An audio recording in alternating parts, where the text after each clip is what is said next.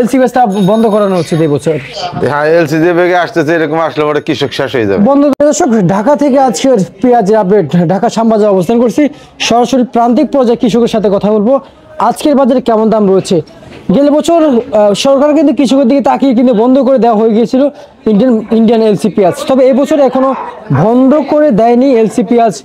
গত 15 দিন বন্ধ ছিল, হঠাৎ করে আবার আসা শুরু হয়ে গেছে এলসি পেঁয়াজ। দর্শক বন্ধুরা, আজকের বাজারে কেমন দাম রয়েছে জানিয়ে দেবো, সরাসরি সঙ্গে থাকেন। আসসালামু আলাইকুম কাকা। ওয়ালাইকুম আসসালাম। কেমন আছেন আপনি? আছি, আল্লাহর মতো ভালোই আছে। আপনার বেচা বিক্রি চলছে কেমন বাজারে? মোটামুটি খারাপ না, টুকটাক চলতেছে আর কি। দাম কি পাচ্ছেন আজকের বাজার বিক্রি করে? না কো আরো পাওয়া গেল এই এলসি বেজের কারণে, এই দেশি বেজের আমরা এই এলসি বেচটা আবার আমদানি শুরু হয়ে গেছে। এলসি বেচটা বন্ধ করানো উচিত এই বছর।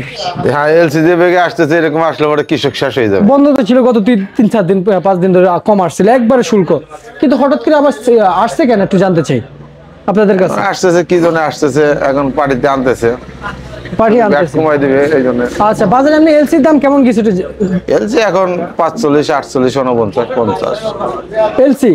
এলসি। আর মুড়ি কাটা পেঁয়াজের কি খবর কাকা? মুড়ি কাটা আপনার 32 থেকে 41, 42 টাকা পর্যন্ত আছে। 41-42 টাকা পর্যন্ত আছে, 41 থেকে 42 পর্যন্ত। হ্যাঁ।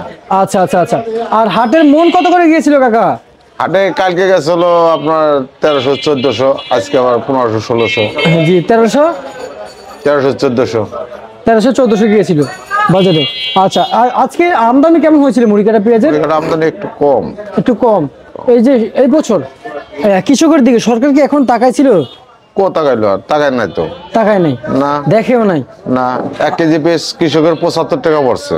আচ্ছা তারা আচ্ছা, বিক্রি করতেছে কেউ 35, কেউ 40, কেউ 42 তাই বেচতেছে। কৃষক শেষ তো। কৃষক শেষ। আচ্ছা ঠিক আছে, ধন্যবাদ দর্শক, এ ছিল আমার কাছে আজকের আপডেট।